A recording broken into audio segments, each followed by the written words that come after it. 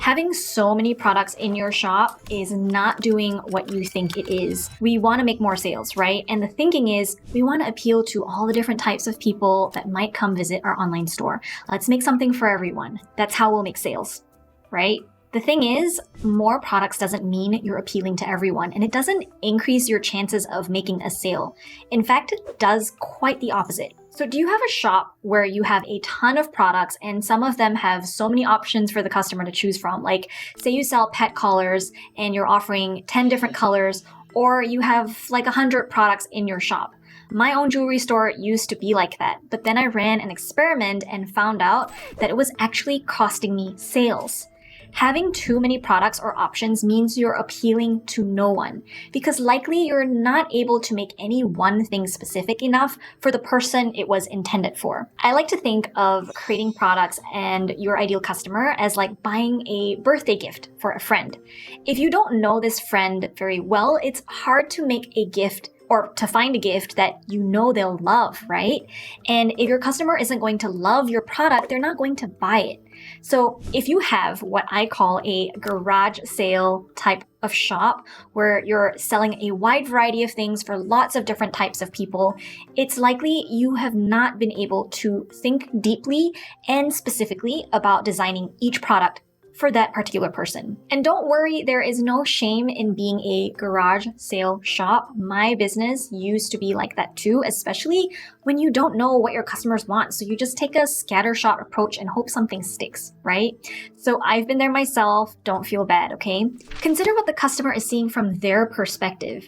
They see a shop that's kind of like a garage sale. That doesn't really instill a lot of trust in them for you as the seller or artist, right? Even if your products are well made, you risk giving off the idea that you're indecisive or that you don't know your customer or that you don't know what you're doing. There is a certain level of professionalism that's lost here, and your shop needs to meet that level of professionalism so customers trust you enough to give you their money. I have 3 physical product shops. One has made millions of dollars in sales in just a few years, and it only has 6 products for sale.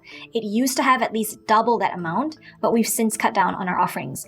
Another shop I have that's much smaller has made about $10,000 in sales with only 26 products. My main jewelry shop, Tiny Hands, where I sell scented food jewelry made out of polymer clay, I have just the 62 charms that I make, which is the biggest line I have. My coaching business, Creative Hive, I just sold the one course for years before selling anything else.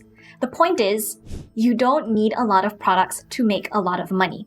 A few months ago, I did a test on my Tiny Hands shop. I used to have an option where people could select for every product if they wanted their jewelry to be scented or unscented. And for the unscented option, you would get a 15% discount because it was easier for us to make. And I had my shop set up like this for years. But in this test, I removed the unscented option, so there wasn't even a choice for people to make. This, in effect, simplified the shopping experience for people and removed one extra decision they needed to make. And the result of the test was that I actually made way more sales when I removed the unscented option. When I found out, I was kicking myself because think of all the money I lost out on for years because I erroneously thought that giving people the option was nice and considerate. But this is why I am making this video, is so you can learn from my mistakes, okay? And also, if you're curious about how I did this test in my shop and how you could do this on your own and like what other tests could you be doing to help you learn more about your shop and essentially make more sales without working more, I'm starting a thing called the Nerdy Creatives Club, which is all about these small tests you can do in an afternoon to help you increase sales or save time in your business.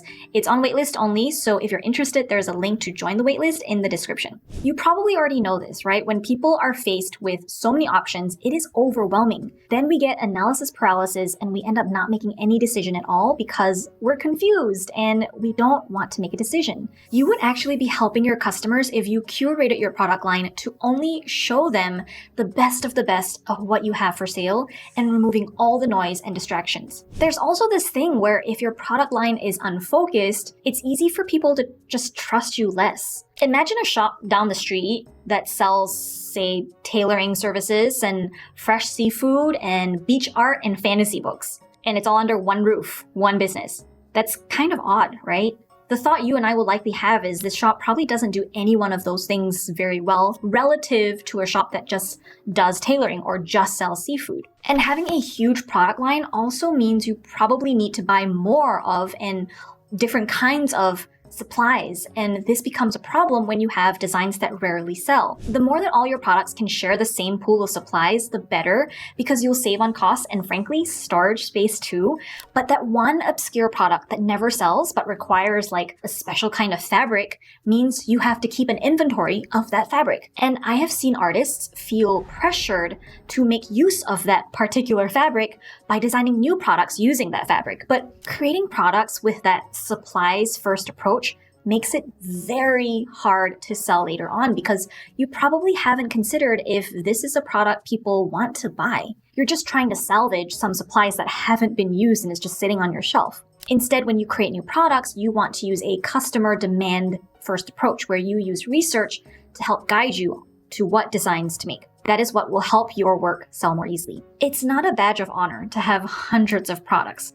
For me, it means so much more stuff to worry and think about, and it makes your business so much less flexible and agile. I like to tap into Marie Kondo's KonMari method of tidying up.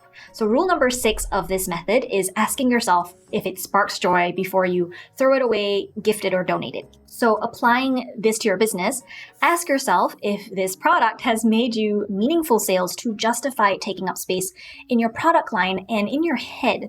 I regularly remove designs from my shop. It is easy to go into your shop's analytics to pull up a sales by product report for the last year or the last several years, and then removing anything that's at the bottom of the list that only make up 1% or less of your total products sold or gross sales made. I know letting go of products can feel really difficult, especially when you've poured your heart and soul into creating it. This is called sunk cost fallacy, where we're resistant to making any changes because of the effort we've invested into something in the past, even if it's clear that abandoning that item is the right thing to do. Your past does not determine your future.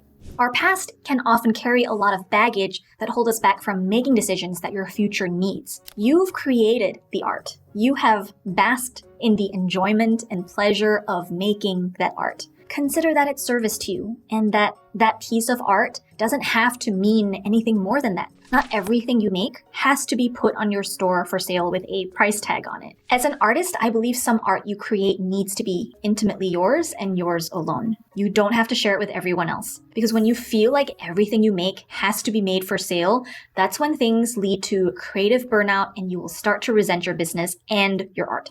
I'm actually writing a book called Make It Easy, which is a book about anti-hustle culture. And in this book, I talk about the 4-step system for how to achieve anything you want in your life, particularly business, career, and creative goals. And the first major step is all about letting go. You will see more success when you can let go of the things that no longer serve you, like the products that are holding you back, that are making your shop confusing to your customers, or that just don't sell very much. There also needs to be a distinction between creating for the sake of making art versus creating with your product line and customers in mind. The latter requires some thought behind the commercial intent of the product's design. So like I mentioned before, right? You need a customer demand first approach that's backed by research so you know there is a need for a particular product. Most artists just make art because their heart calls them to it, which is great. There's nothing wrong with that. But oftentimes this does not lead to a product with much commercial value and therefore tends to not sell so well. Now, if you sell on Etsy, having a lot of product is a legit strategy because each listing is ranking for its own specific keywords. And customers are likely only seeing that one listing from your shop that they found when they typed in keywords in the Etsy search bar. Customers on sites like Etsy, Amazon, Target, these are marketplace sites. They're going on there to shop for a specific thing, like Mother's Day gift or gold necklace for girlfriend. So when people type in these keywords, they find your listing and they either buy or they go and look at another listing for a gold necklace. Most shoppers aren't actually clicking to your main shop to see everything else you have for sale. So it is common to see a lot of Etsy shops that are successful with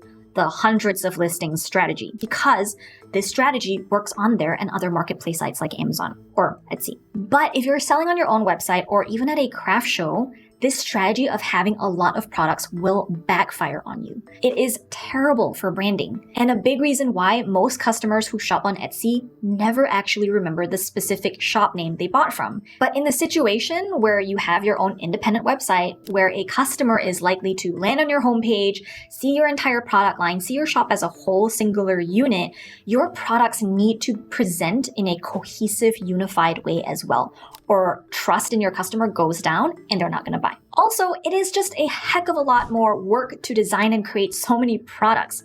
I mean, I'm writing a book called Make It Easy. I like it when things are easy, and I do not like to make things hard for myself. So if there is an easier path to getting to my business goals, you betcha I'm going to take that route. So personally for me, the strategy of making a ton of products to make a few more sales just isn't aligned with my values and goals. I'm just not that prolific of an artist or a creator. Think of all the time you could save from not needing to crank out designs and creating product listings. I have talked to so many artists and crafters that think that creating more products is the way to making some sales, and that is not true at all. So if you're like me and you don't want to make so many products to make good sales and you want to get off Etsy being the only place you sell on, I teach a free workshop where I talk about the alternative to that, how to get off Etsy and how to make sales on your own website. The link to that workshop is in the description below. Now, for some of us, we have such large product lines because we are scared to make a decision to narrow things down, coupled with the idea that we think the more products we have, the more sales we stand to gain, which hopefully now you know is absolutely not true. I know it feels scary to decide on a more concise product line because it feels limiting and counterintuitive, right? I actually have an entire video coming out after this that debunks that myth and fear. Narrowing down your line can actually be more creatively freeing and will actually help you make more sales. It's like when I give you a piece of paper and I ask you to draw something. Initially, the brain will be like, what? What should I draw? And then there's that creative block of not knowing what to do. But instead, what if I told you, hey, draw a sunflower and a bee? Now you know exactly what to do because now there is specificity. It doesn't feel like a constraint or a limitation, right? You can draw the sunflower and bee however you like. And it's going to be so much easier to do than not having any scope at all to begin with. Now, I know it feels scary, or you might be resisting narrowing down your product line, but imagine what your customer is feeling. Your customer is someone who is a total stranger, who doesn't know anything about you, doesn't owe you anything. If you're finding it hard to narrow down, your customer will have far less tolerance and patience in narrowing down their choices if you present them with too many options. If you want to make more money from your business, I feel the onus is on us, the business owner, to do the job of curating our work so that it's easy for the customer to choose and buy something. Your customer wants it to be easy, so help them with that.